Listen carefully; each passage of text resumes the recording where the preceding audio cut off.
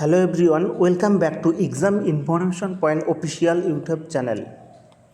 তো বন্ধুরা, আমি কিন্তু এই ভিডিওটি তৈরি করতাম না, আমাকে ভিডিওটি তৈরি করতে হচ্ছে কারণ এখানে 11,749 জন ছেলে মেয়ের ভবিষ্যৎ নিয়ে খেলতে চাচ্ছে কিছু জন ছেলে মেয়ে।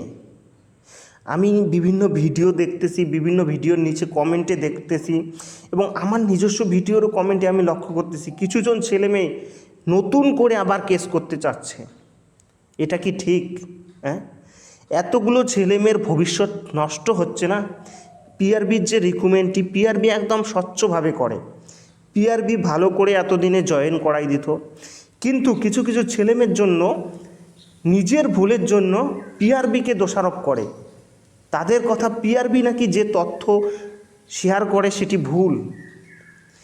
এখন যেটা শোনা যাচ্ছে যে আপডেটটি এটা খুব খারাপ। তোমরা যদি ভিডিওটি দেখে থাকো, যারা কেস করতে চাচ্ছ ভাবতেছো, তোমাদের আমি রিকোয়েস্ট করতেছি কেসের কথা আর মাথায় এনো না। তোমরা প্রিপারেশন নাও, তোমরা নেক্সটে যে রিক্রুটমেন্ট হবে সেখানে অবশ্যই ভালো করে এক্সাম দাও, ভালো করে প্রিপারেশন করো, পেয়ে যাবে। কেন বেকার 11,749 জন ছেলেমেয়ের জীবন নিয়ে খেলতেছো? শুধু এখানে 11,749 এটা কিন্তু সংখ্যা না, তাদের ফ্যামিলি আছে, তাদের সংসার আছে, এদের সাথে কত ফ্যামিলি যুক্ত আছে। তোমরা কেন বেকার কেস করতে চাচ্ছ? হ্যাঁ, এমনও তথ্য আমি শুনতেছি যেটা খুব খারাপ। তাদের কথা পিআরবি যে তথ্যটি দিয়েছে, অর্থাৎ যে তোমাদের অনস্ক্রিনে তোমরা দেখতে পারো, ঠিক আছে, পিআরবি যে তথ্যটি দিয়েছে যে 60,178 জন পিএমটি পিইটিতে পাস করেছে, সেই তথ্য অনুযায়ী তাদের কথা তারা নাকি পিআরবি ভুল তথ্য দিয়েছে। এটা কোনো কথা হলো? পিআরবি যে বর্তমানে তথ্যটি দিয়েছে সেটা কিন্তু অ্যাপ্লাই ক্যাটাগরিতে দিয়েছে, অর্থাৎ তোমরা যখন অ্যাপ্লাই করেছো, অ্যাপ্লাইয়ের পর অ্যাপ্লিকেশনে বা যখন তুমি এরা অনলাইনে অ্যাপ্লাই করেছো, তখন তোমরা যদি UR category, SC category, OBC, general, যে যেরকম ক্যাটাগরিতে তোমরা করেছো সেই হিসেবে তথ্য দিয়েছে। আর তোমরা যদি চেক করো, আমি যদি তোমাদের অন স্ক্রিনেও দেখাই, তোমরা এখানে দেখতে পাবে যে তোমাদের ছেলেদের টোটাল কতজন পাস করিয়েছে এবং মেয়েদের কতজন, সেটা তো তোমরা অন স্ক্রিনে দেখতেই পারো। এখানে তো তোমাদের সমস্যা নাই। এবং কত ভ্যাকান্সি কোন ক্ষেত্রে পাস করিয়েছে সেটাও তোমরা দেখতে পারো, এবং কতজন পোস্ট ছিল। এখানে বিভিন্ন ক্ষেত্রে কিছু কিছু ছেলেমেয়ের কী অবস্থা হয়ে গেছে, শুধু রিক্রুটমেন্টটাকে আটকানোর চেষ্টা করতেছে। কেন ভাই, কেন এরকম করতেছিস তোরা? তোরা যদি সত্যি যোগ্যতা থাকিস তো নেক্সটে আয় না, রিক্রুটমেন্ট আছে, পেয়ে যাবি চাকরিটা। এখানে প্রত্যেকটা যে তোমরা দেখতে পাবে যে পাস করিয়েছে ছেলে মেয়ে, ঠিক আছে, প্রত্যেকটাতে 5 গুণে পাস করিয়েছে।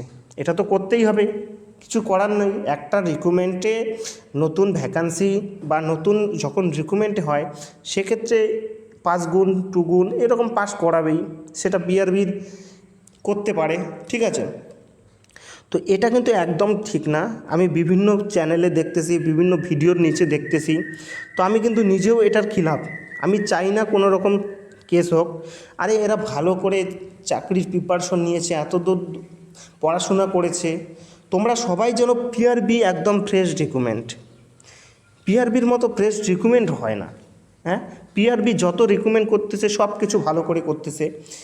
আর একটা কথা বলি, যখন এটা অ্যাপ্লাই ক্যাটাগরির বের হয়েছে কাট অফ, তো সেখানে যারা অ্যাপ্লাই যেটা করছে সেটাই বের হবে, এখানে তো কোনো কেসের ব্যাপার না। হ্যাঁ, এটা বলতে পারি যে জেনারেলের ব্যাপারটা যে বলি, জেনারেল যদি কেউ, ঠিক আছে, জেনারেল কাট অফ ক্লিয়ার করে, এসসি এসটি ওবিসি, তো ওরা জেনারেলে চলে যায়, এটা নিয়ম আছে, এটা হবেই। কিন্তু ওই কাট অফটা এখনও প্রকাশিত হয়নি। তাহলে কেন উস্কানিমূলক কিছুজন উস্কানিমূলক ভিডিও তৈরি করতেছে? আরে এতজন ছেলেমেয়ের ভবিষ্যৎ নিয়ে খেলার কোনো দরকার নেই আমার মনে হয়। তোমরা জানো কতগুলো কেস অলরেডি চলছে, ইডাব্লিউএস কেস চলছে, যাই হোক সেখানে স্টে অর্ডার দেয়নি। তো তাছাড়া আরও কেসগুলো চলছে, 17 তারিখ কেস আছে। তো কেসগুলোর কী আপডেট তোমরা অবশ্যই আমার চ্যানেলে পাবে, যদি তোমরা সাবস্ক্রাইব করে রাখো। তোমরা তো অবশ্যই জানো। দেখো, আমি একটা কথাই বলবো তোমাদেরকে, যদি তোমরা ভিডিওটি দেখে থাকো, তোমরা তোমাদের বন্ধু বান্ধবীকে বোঝাও যে কেস করে কোনো কিছু সমাধান নয়। অলরেডি কেস করে এতজনের ভবিষ্যৎ নষ্ট হচ্ছে। তোমরা প্রিপারেশন নাও, নেক্সটে যে রিক্রুটমেন্ট বের হবে সেখানে জয়েন হওয়ার চেষ্টা করো, এটাই তোমাদের সবথেকে ভালো, ঠিক আছে। আর বর্তমান যে বের হয়েছে সেটা কিন্তু পাসিং ক্যাটাগরিতে বের হয়নি, ওকে, যে পাস করেছে সে কোথায় সেই হিসাবে কিন্তু বের হয়নি, অ্যাপ্লাই ক্যাটাগরিতে বের হয়েছে। সেখানে কেস করার কিচ্ছু ব্যাপার নেই, তোমরা কেস করতে যাবে না, তোমরা নেক্সটের প্রিপারেশন নাও, তোমাদের চাকরিটা হয়ে যাবে, ঠিক আছে। এগুলো বেকার বেকার কিছুজন আর কি কী ভাবতেছে আমি বুঝতে পারছি না। ওরা ভাবতেছে কেস করলেই মনে হয় বড় হওয়া যাবে, একদম না, কেস করলে বড় হওয়া যায় না কোনো দিন। তো তোমরা সবাই কেস করবে না, ভালো করে চলার চেষ্টা করো, নেক্সট রিক্রুটমেন্টের চেষ্টা করো। আর যাদের যাদের হয়েছে তারা চিন্তা করবে না, এখন কিছুদিন সাবধানে থাকো, কোথাও বেশি ঘোরাঘুরি বা কোথাও গিয়ে এমন যেন না হয় যে হাত পা ভেঙে গেল, এটা যাই হোক এটা বলা যায় না, এটা যেন না হয়, এর জন্য সাবধানে চলবে। আর তোমরা যারা যারা একদম কাট অফের ব্যাপারে জানতে চাও যে কেমন কাট অফ হতে পারে, আমি কিন্তু অলরেডি একটা ভিডিও পোস্ট করেছি, সেখানে তোমাদের 2019 সালে কেমন কাট অফ গিয়েছে, 2020 এবং তারপর 2024 যে কাট অফটি কেমন হবে সেই বিষয়ে আমি একটা ভিডিও তৈরি করেছি, তোমরা আমার চ্যানেলে পেয়ে যাবে, অবশ্যই তোমরা ভিডিওটা দেখে নাও। আর তোমাদের যারা যারা কেস করতে ভাবতেছো তাদেরকে রিকোয়েস্ট করতেছি, তোমরা এতগুলো ছেলেমেয়ের ভবিষ্যৎ নিয়ে খেলো না, এটা কিন্তু খুব খারাপ। আমার ভিডিওর কমেন্টেও আসে করে, আমি এগুলো পছন্দ করি না, এত ফ্রেশ ডকুমেন্টে কেস করানোর কোনো মানে নেই। তো যাই হোক বন্ধুরা, ভিডিওটা এটাই ছিল, তোমাদের অ্যালার্ট করে দিলাম, সাবধানে থাকবা, আর অবশ্যই কেস এইসবে যাবে না, অপেক্ষা করো, তোমাদের ভালো নিউজ আসতে চলছে।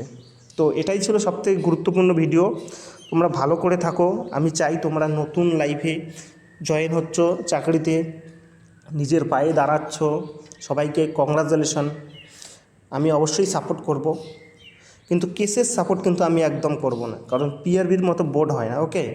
তো যাই হোক, এটাই ছিল গুরুত্বপূর্ণ ভিডিও, আশা করি ভালো লেগেছে, অবশ্যই আমাকে সাপোর্ট করবে, চ্যানেলটিকে সাবস্ক্রাইব করবে। জয় হিন্দ, ধন্যবাদ বন্ধুরা।